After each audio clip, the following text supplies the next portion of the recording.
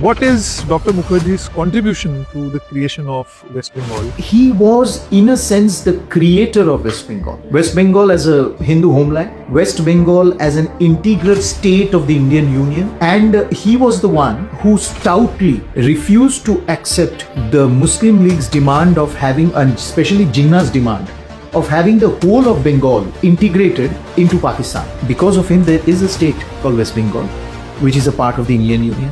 Otherwise, we would have lost the entire Bengal. And very interestingly, within 1.5 years of each other, both Dr. Shyama Prasad Mukherjee and Dr. B.R. Ambedkar resigned from Nehru's cabinet. So the larger question that historians should ask, commentators, political commentators and scholars like Jairam Ramesh have a very limited idea. I mean, they can't even differentiate between Khwaja Nazimuddin and Shyama Prasad Mukherjee in a photograph. And Nehru was adamant in trying to make the country accept that the Nehru-Liaquat Pact is a success, which it was not. In your articles, you have also written that Dr. Mukherjee's death was a murder. He had a history of heart ailment. You incarcerate him there, he has pain in his leg, there is a certain symptoms of thrombosis. You don't take him to the hospital. Finally, when you take him, you don't take him on a stretcher. You take him, you make him walk. And then in a seated position, you take him and keep him in a general ward. Dr. Mukherjee was writing a lot about the communal question. We must remember that Dr. Shyama Prasad Mukherjee was primarily struggling against a Muslim League political entity. And the Muslim League has a mindset. And this mindset is an Islamist mindset. And when you look at Bengal today, you see a lot of that blind appeasement politics taking place. And that appeasement politics leading to the rise of such Islamist and rabid political elements who are taking control of the situation. It has no intellectual base, political ideology to it. It has to survive, and it has to survive being in power. Dinajpur, Malda, Murshidabad, North-South 24 Parganas. This is a strong vote bank for the TMC's Muslim constituency. This also puts the BJP at a disadvantage. Every scheme has been equally implemented for all sections across the state. No central scheme under the Modi government has said that because you live in a minority-dominated area in West Bengal, since you don't vote BJP, we will ensure that Jal Jeevan Mission doesn't apply to you, or that PM Awas Yojana doesn't come to you, or that Jan Dhan doesn't come to you, or that PM Jan Aushadhi doesn't come to you, or the Rural Health Wellness Center doesn't come to you. It has not happened. The Trinamool Congress does, because every election, this happened in 2024, even in the Lok Sabha that I contested from in Jadavpur. It happened all across the state in 2021, that the Trinamool Congress councillors, MLAs would go, and the Panchayat Pradhans would go and threaten the ordinary people, hey, if you don't vote us, we'll ensure that development stops. We'll ensure that you fend for yourself. Anyone who doesn't vote Trinamool Congress can fend for himself or herself. This was the motto, this was the slogan that they gave. Discuss the problem of infiltration. Because this current government is not allowing, and you heard what the High Court said. The High Court was very clear when he told the West Bengal Chief Minister recently that you cannot play with national security. You have to hand over land so that fencing can be completed. She has been resisting that. And she never answers that question. Her party men don't answer that question. I don't expect her party men to answer because, they don't have that level. But at least she must. Welcome to the new episode of Man Gan. I'm Pratik, and today we have with us Dr. Anirban Ganguly. Dr. Anirban Ganguly is the chairman of the Shyama Prasad Mukherjee Research Foundation, and is also a member of the National Executive Committee of the Bharatiya Janata Party. Dr. Ganguly is a scholar and an author of multiple books, and his work has been very popular among those who are curious to know about the life and journey of Dr. Shyama Prasad Mukherjee and the rise of Jansangh and its eventual manifestation into the Bharatiya Janata Party. Thank you so much for being with us, sir. Thank you, Pratik, for having me over. Sir, let's begin today's conversation with the elephant in the room, which is politics in West Bengal. Let's have a peek into the history. Since you head the Shyama Prasad Mukherjee Research Foundation, we are very interested in knowing the founding moments of the state of West Bengal.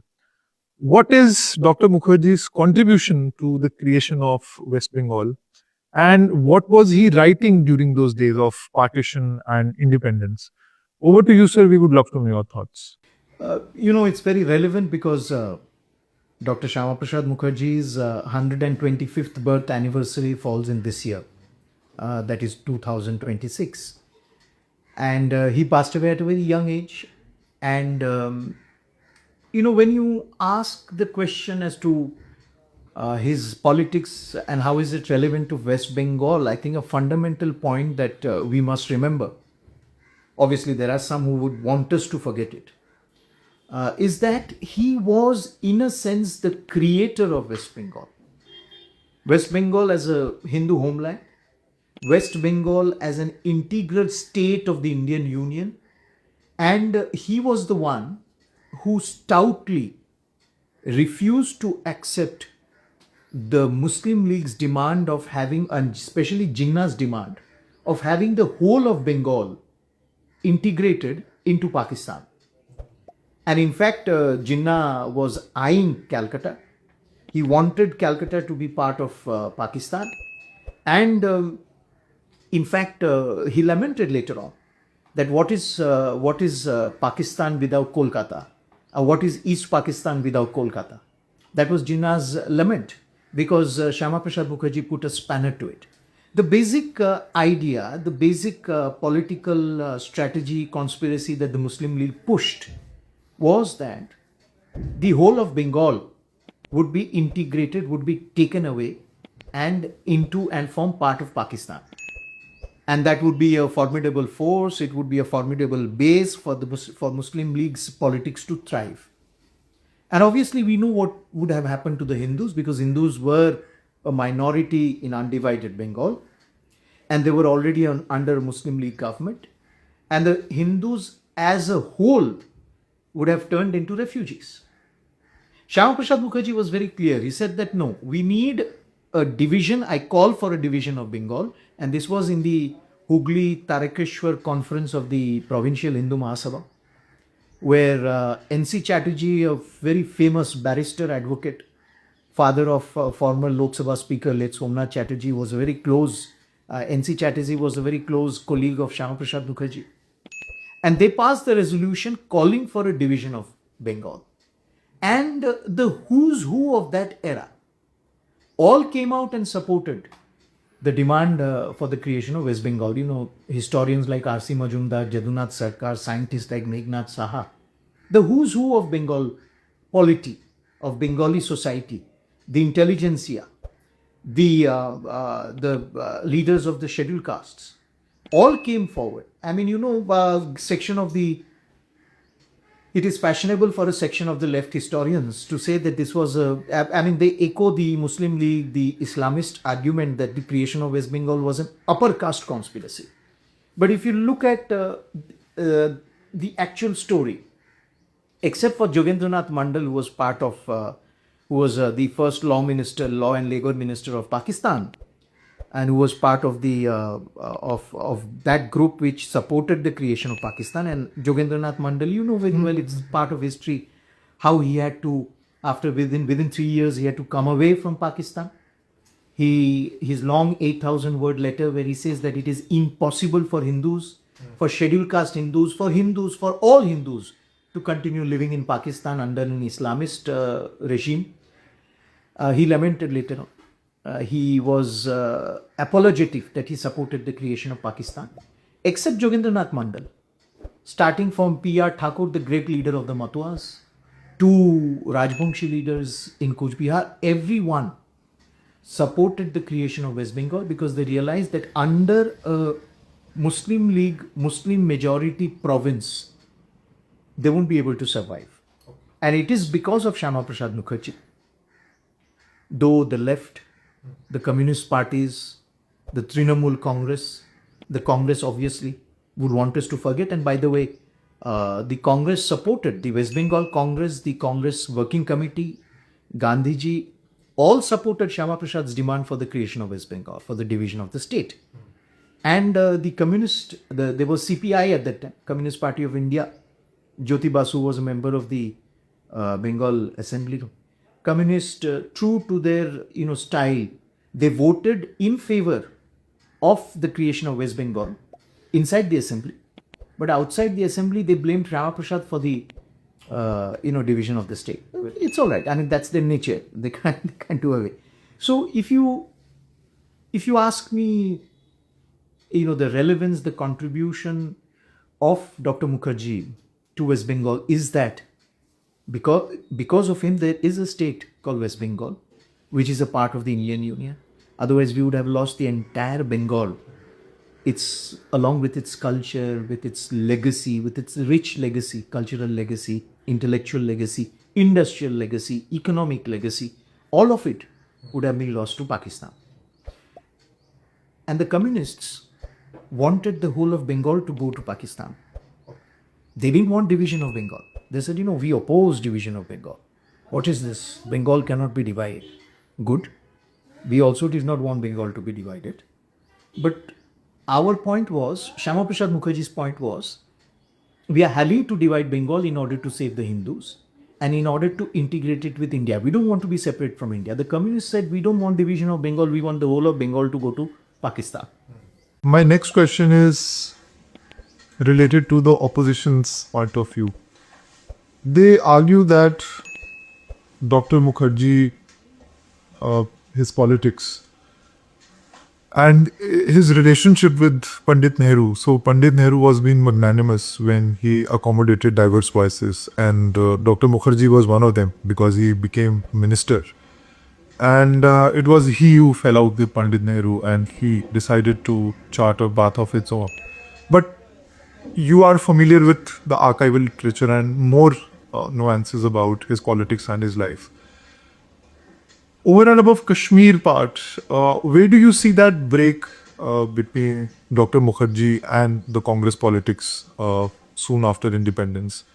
And what gives Dr. Mukherjee this conviction that there is a need for a new voice in Indian politics soon after independence? You see, it's not that Nehru did a favor to anyone. I mean, it was not his personal prerogative to include Dr. Mukherjee. Please, we should remember this. And one of Sardar Patel's greatest biographers, who is in no way a BJP or a Janasangh or an RSS person, who's been a so-called secular, whatever that means, intellectual, who's been in fact opposed to the BJP in many ways, Man Gan, has documented this, and this is there. This, if you go through the conversations, you go through the chronology of that era, you very clearly see that it was at Gandhiji's behest, at his insistence, that a national government was formed, and it was at his insistence and at Sardar Patel's insistence that both Dr. B.R. Ambedkar and Dr. Shyama Prasad Mukherjee were inducted into the Nehru cabinet, into the first cabinet of Free India. And very interestingly, within 1.5 years of each other, both Dr. Shyama Prasad Mukherjee and Dr. B.R. Ambedkar resigned from Nehru's cabinet. So the larger question that historians should ask, why is it that someone like Dr. Ambedkar, Dr. Shyama Prasad Mukherjee, John Mathai, why did they all resign from Nehru cabinet? Was it a problem with them, or was it a problem with the one who was supposed to head a coalition cabinet, a national party cabinet, a ministry? And so therefore, and Dr. Mukherjee and Dr. Ambedkar, Dr. Mukherjee still managed to make a statement on the floor of the House, very clearly cited our policy to vis-a-vis the Nehru Liaquat Pact, where we will, that is India will carry out its commitment towards its minorities, but Pakistan saying it will carry out its commitment towards its minorities never does that. And, I would urge everyone, the problem is most of our commentators don't read, and especially commentators, political commentators and scholars like Jairam Ramesh have a very limited idea. I mean, they can't even make out who is Khwaja Nazimuddin, the second Prime Minister of Pakistan, and erstwhile the Chief Minister, the Premier of Bengal, second Muslim League Ministry, the second Premier of Bengal in the Muslim League Ministry, they can't differentiate between Khwaja Nazimuddin and Shyama Prasad Mukherjee in a photograph. So, this is the kind of scholarship that we are having to counter. I mean, when you have to counter such a scholarship, how can you really counter it? Because it's not based on facts, it's an ignorant scholarship. Right. If one can use that expression. But so when Dr. Ambedkar resigned and earlier Shyama Prasad Mukherjee, one common point of resignation was the condition of minorities, of Hindus in East Bengal. Please go through Baba Saheb's resignation letter. Among the points he makes, one of the first points, his dissatisfaction with our position in Jammu and Kashmir. Dr. Shyama Prasad Mukherjee sacrificed his life later for that. And common point was the condition, the way we are treating our Bengali Hindus, the minorities in East Bengal.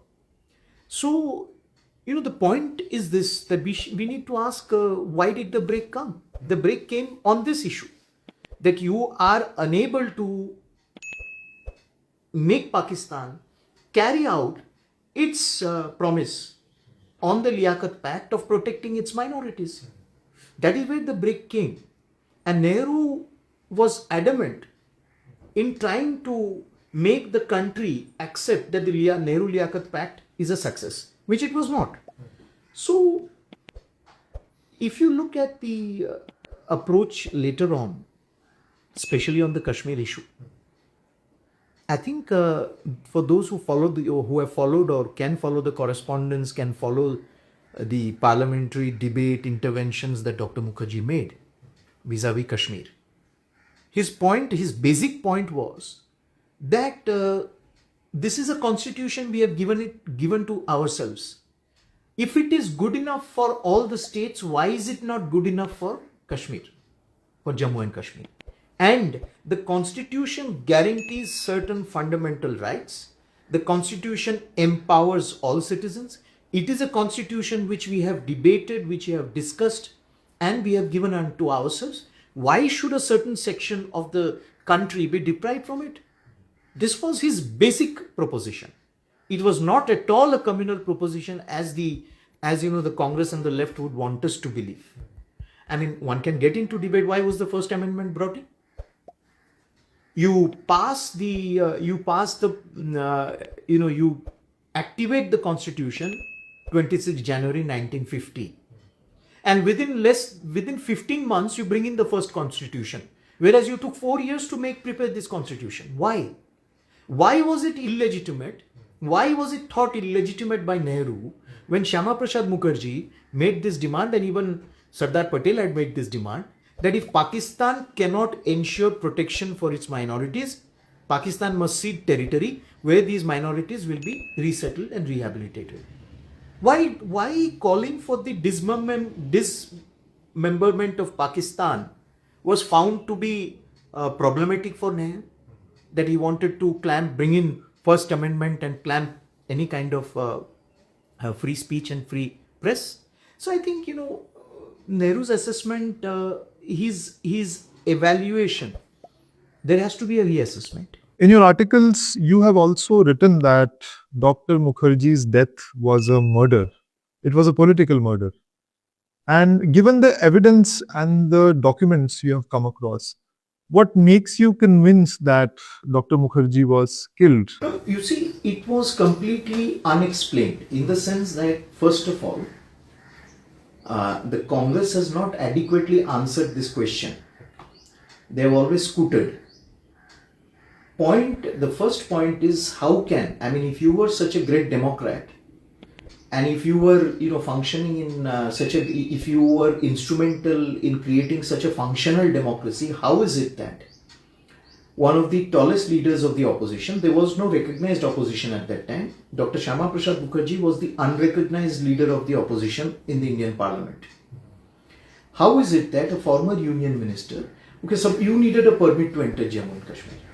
Before that, for 3 months, he carried out a correspondence with Nehru, with Sheikh Abdullah. It was the Nehru-Sheikh Abdullah correspondence, Shyama Prasad Mukherjee, Abdullah, Nehru correspondence. Has been made in the book also? It is there as a book. In fact, Dindayal Upadhyay had first published that book. Oh, right. He had first published it as General Secretary of the Janasangh. Now, after that, he says that I will go there to see the situation, examine the situation on the ground. Let us remember that in August 1952, less than a year before he passed away, he undertook a special tour of Srinagar. He undertook a special trip to Srinagar, and he went on a chartered. He was there. He had an extensive discussion with Bakshi Ghulam Muhammad and Sheikh Abdullah on the situation. It was getting dark, and in those days you didn't have night flying. Even now, there's beyond a point you can't fly out of Srinagar. So the flight had to be sent back. The aircraft had to be sent back, and Dr. Mookerjee drove back at night with a halt at Patni Top, and next day he continued and reached Jammu the next day. Such was his level of commitment. Now, he says that I'll go and see the situation for myself. There's a permit. How is it that in Jalandhar, the DC comes up on the train, boards the train and tells him, he says that you have come to arrest me. He says, no, we have been given instruction to allow you to go. So you allow him to go. You allow him to cross over into Jammu and Kashmir, and then you arrest him and say that you have come in here because you don't have a permit and your presence here will be detrimental to law and order. And then you take him 12 hours seated on a jeep, you cramped jeep, you take him to Srinagar and you put him into a decrepit kind of a semi-bungalow which has been turned into a jail, to a sub-jail. And you keep him under detention for 40 days. For 40 days. Nehru goes there, spends a week in Srinagar holidaying. He doesn't even have the basic courtesy and decorum, decency to even call up Dr. Mookerjee or inquire about his health. This was the kind of personalized politics that Nehru did. You see, Sheikh Abdullah was instrumental in carrying out the operation. If you look in hindsight, he was instrumental in carrying out the operation. But who was it who instructed him to do this? It was the Congress. It was Nehru. There is absolutely no doubt about it. Absolutely. And then the kind of treatment he was given. He was a heart patient. In 1945, at the age of 44, he had suffered a heart attack. He had a history of heart ailment. You incarcerate him there, he has pain in his leg, there is a certain symptoms of thrombosis. You don't take him to the hospital. Finally, when you take him, you don't take him on a stretcher. You take him, you make him walk, and then in a seated position, you take him and keep him in a general ward. And then an injection is administered. What kind of injection? What is it that, what is that injection? He had certain restrictions of medicines to which he was allergic.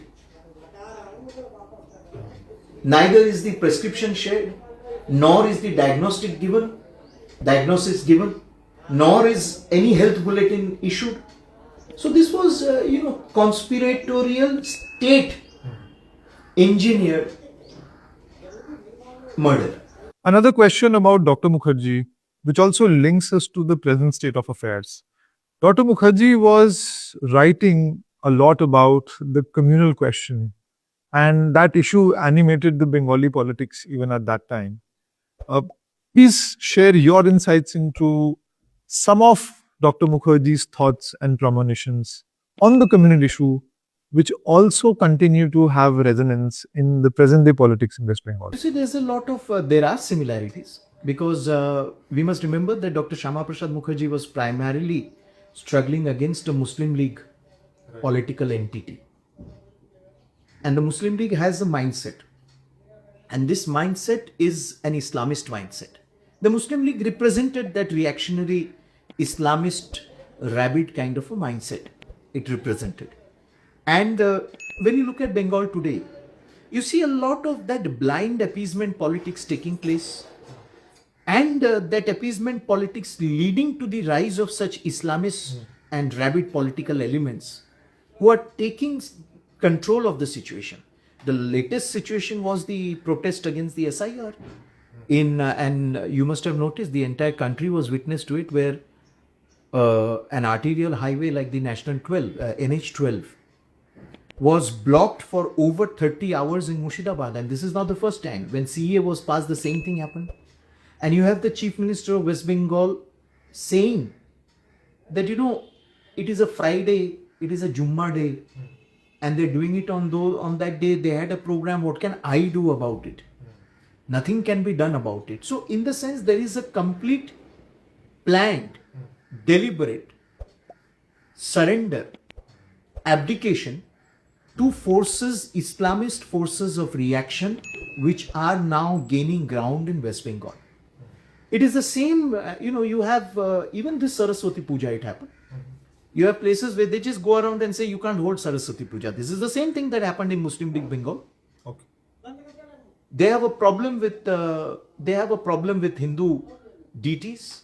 They have a problem with Hindu pujas, with Hindu festivals. They have a problem, and this is spreading across the state. Hindu women feel unsafe. So you can clearly see that it's a cycle that West Bengal is going back to.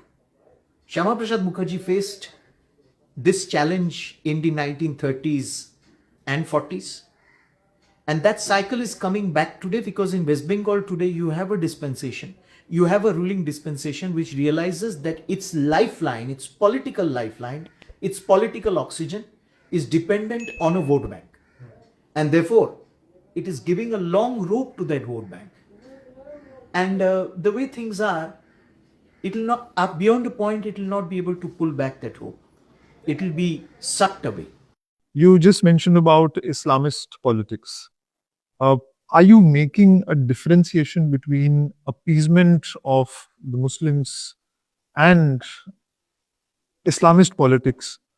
Are they, or are you trying to say that they are two sides of the same coin? Is there any difference between the two, or you feel that this can be segregated? No, there's no difference. There's absolutely no difference, because you see, once your entire politics is dependent, your political survival, your existence, the existence of your politics is dependent on a vote bank. You would want to sharpen that vote bank. You would want to keep that vote bank always on the tenterhooks. You would want that vote bank to feel that it is under siege, because then that vote bank reacts in such a way which gives dividend to your politics. Mamata Banerjee, her party, because it's a party which has no structure, it has no ideology, nothing. It was a party which was formed as a reaction, as a personalized reaction to the Congress. So obviously that party has no ideology. It has no intellectual base, political ideology to it. It has to survive, and it has to survive being in power. Without power, these parties have no existence. They have no future. It has to remain in power. So the only way it can remain in power is to cater to this vote bank. And it wants this vote bank to increasingly become rabid. It wants this vote bank to become sharp, intolerant, and through this vote bank, she is signaling, that I can get the highway blocked. And please remember that it's an arterial highway.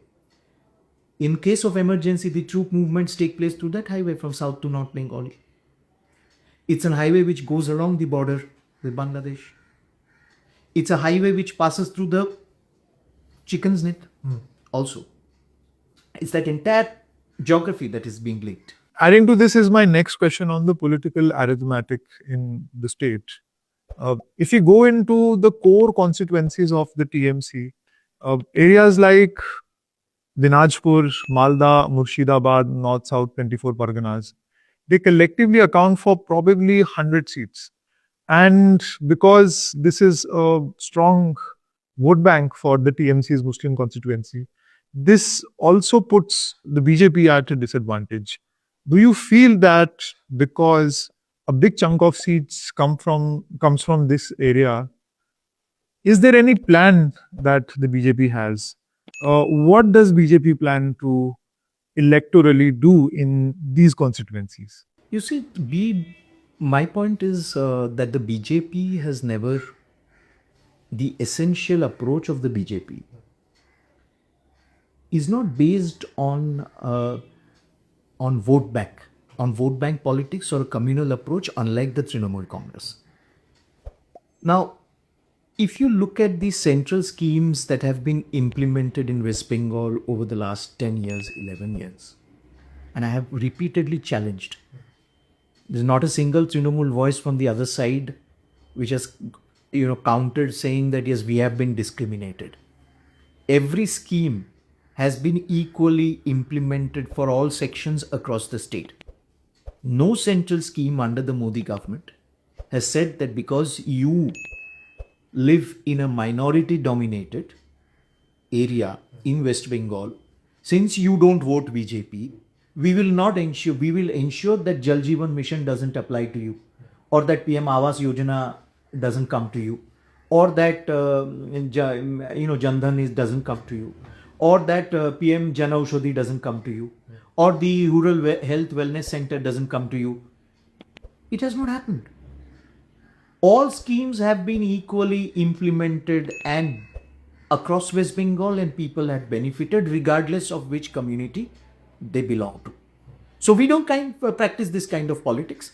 The Trinamool Congress does, because every election, this happened in 2024, even in the Lok Sabha that I contested from in Jadavpur.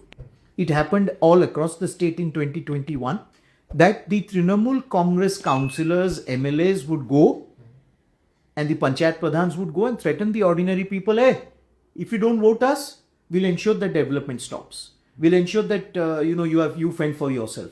Anyone who doesn't vote Trinamool Congress can fend for himself or herself. This was the motto, this was the slogan that they gave.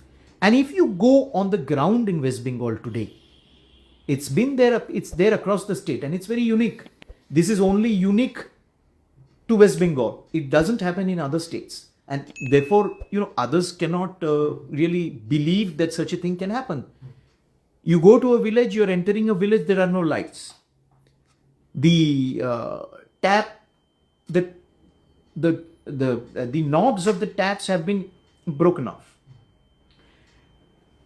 Be sure that that village has voted BJP, or that village has voted, or that corporation, that ward has voted for the BJP, or that village has voted for the BJP. So development stops at the door. The road is not made.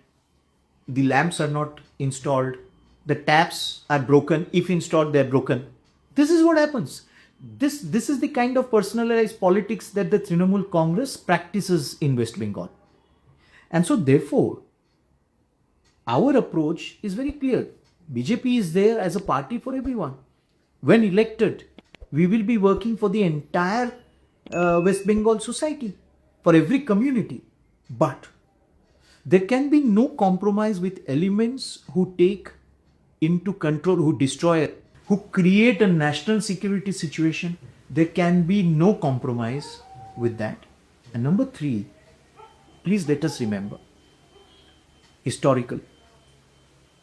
West Bengal was created as a Hindu homeland, Bengali Hindu homeland. We will obviously not keep quiet if the Bengali Hindu in West Bengal feels unsafe. 75 years ago, Shyama Prasad Mukherjee and the who's who of Bengal, the leading minds of Bengal, had voted for and created West Bengal as a Bengali Hindu homeland. It doesn't mean the others are not allowed to stay there, not at all. On the contrary, stay together, thrive together, be happy, but don't create situations where the Hindu majority is threatened, and don't create a situation where you threaten the existence of Bengal, of West Bengal, and try to break it away from the Indian Union. We will not accept these things. Now, sir, we will move to some concluding questions. So let's discuss the problem of infiltration. It is a big national security threat, and it appears that infiltration is serious enough to impact the demographic balance in West Bengal. What are your personal insights into the problem of infiltration? Can you help us explain this problem historically, numerically, and politically? And do you feel that given the threat which is posed by infiltration, is there a solution to this problem? You see, the infiltration, the solution is a long-term solution. Obviously, there's a solution. One has to work towards it, and there are 2 aspects that we are already seeing. One is that Prime Minister Sri Narendra Modi has been very clear. In fact, the other day he mentioned infiltrators. It is the right of every country to deport, to identify, delete the franchisee, delete the all other advantages that the infiltrator is getting, and to deport the infiltrator. It is the right of every democratic country to protect its own soil, its own borders, and its own society. So therefore, when we say that infiltrators, and it has been BJP's agenda, it has been Jana Sangh's agenda as well. And in fact, BJP was the only party which highlighted this issue continuously for the last 40 years, ever since its formation. And the Jana Sangh did before that. That infiltration is causing a major social demographic challenge, pressure, stress on India along her borders, especially the Eastern Front. And so therefore we are very clear on this. Border development programs have been initiated by the Modi government, which is taking place. And so therefore we need a change of government in West Bengal, because this current government is not allowing, and you heard what the High Court said. The High Court was very clear when it told the West Bengal Chief Minister recently that you cannot play with national security. You have to hand over land so that fencing can be completed. She has been resisting that. And she never answers that question. Her party men don't answer that question. I don't expect her party men to answer because, they don't have that level. But at least she must. She has some level. She claims that she was seven-term member of parliament, a former union minister. So she knows what is national security. She's the only chief minister who, at a drop of her hat, she blames the agencies. If there's a blast in Bengal, she's blaming the agencies. She's not blaming the infiltrators. She's not blaming the JNB. She's not blaming the Jamaatul Mujahideen Bangladesh, or she's not blaming Hafiz Saeed. She's not blaming Pakistan. She's blaming Indian agencies for any problem that is being created in West Bengal. So, so you can understand the state, such a sensitive state, a border state, is having to grapple with such an irresponsible elected chief minister. And so, development of border, rapid fencing of the border, nearly 600 kilometers is still unfenced on the Bengal sector, on the West Bengal sector. And she claims that it's the centre's responsibility. It is the centre's responsibility, but it is her responsibility to give the land. Okay. And she abuses the BSF. She abuses the Indian Army. So, with this situation, we need to... Now, infiltration has certainly reduced in the last 10 to 11 years. Because the infiltrator knows that there is no more incentive to come here. So that is there. But in order to make it foolproof, there has to be a change of government in West Bengal. Since you asked, there's a very interesting, you remember T.V. Rajeshwar, who was governor of West Bengal. He was a former director of the IB, a very close confidant of the Gandhi family. He was very close to Mrs. Gandhi, and later on to Mrs. Sonia Gandhi as well. He was made governor of Uttar Pradesh also. T.V. Rajeshwar, as governor of West Bengal, he had a short stint. He would undertake extensive travel across the border districts. And if you go through his writings, he clearly says that, it's leading up to the creation of a next state within a state. And he says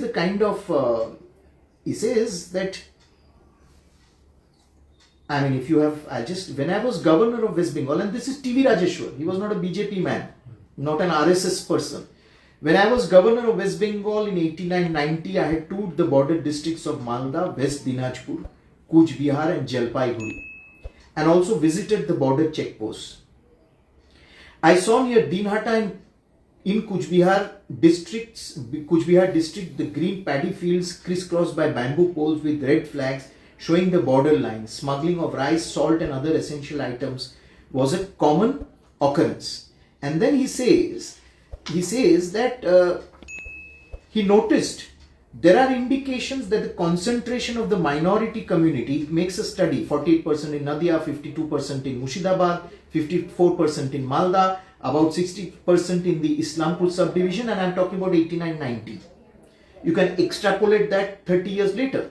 He says that there are indications that 20 to 40% villages in these districts are said to be predominantly Muslim. A study of the border belt of West Bengal says. There are indications that the concentration of the minority community, including the Bangladesh immigrants in the villages, has resulted in the majority community moving to urban centers. Several towns in the border districts are now predominantly inhabited by the majority community, but surrounded by villages mostly dominated by the minority community. And he says, a study that conducted in 1989 found that the Bangladesh immigrants were in a position to decisively influence over 52 assembly constituencies, while in another 100 they could appreciably influence the outcomes.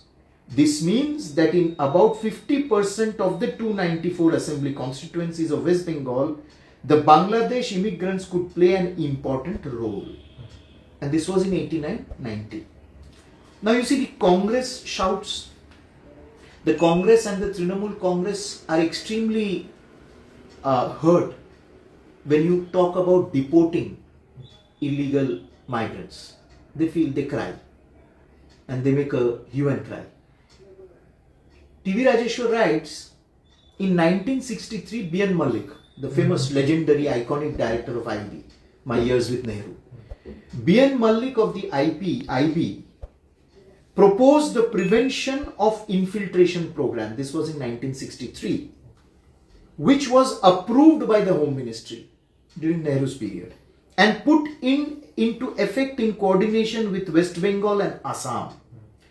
During 1963-65, about 150,000 illegal immigrants were repatriated to East Pakistan.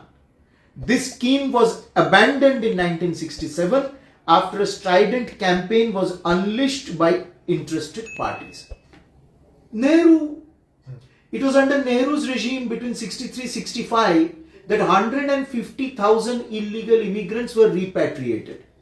Congress did not have guts to continue, but the Congress has done it. Why are they crying today? Why are they crying today? Let Modi do. Let Modi speak about it. Because you have done this in the past, only you did not have the guts to continue with it. But you had a program, prevention of infiltration program. So when Modi speaks Narendra Modi speaks on 15th August about putting together a national program for preventing infiltration, why are you feeling burnt about it? Sir, we are in a very interesting situation. On the one hand, in Bangladesh, we are observing a meteoric rise of the Jamaat-e-Islami.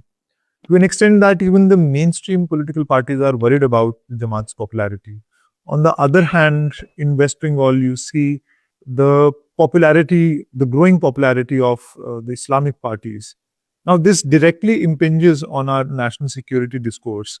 Given your understanding of this issue, do you think that after the elections, things will be as usual, this whole concern will die out? Or do you think the government has, or the party has any blueprint to understand and face this issue? We would love to know your thoughts on this, sir. No, you see, for West Bengal, it's very clear that we need a change, desperately a change of government in the state. Because this government is not conducive to not only the welfare of the state, this government and its leader is not conducive to overall national security. It is endangering West Bengal's, location, and it is empowering, on either side, it is empowering Islamists in West Bengal and across the border. Because Islamists across the border feel that with such a government in West Bengal, they may always have a sanctuary. Because whatever you do, if the state government is not amenable to the national security challenges, and if you have a chief minister who keeps abusing the agencies, who keeps saying that the agencies are behind whatever happens in the state, it's not a government which can really tackle the upcoming, the future challenges that are coming up. One. Two is obviously the Jamaat's rise. The Jamaat has always been there in Bangladesh, but the Jamaat is positioning itself now as a primary principal power.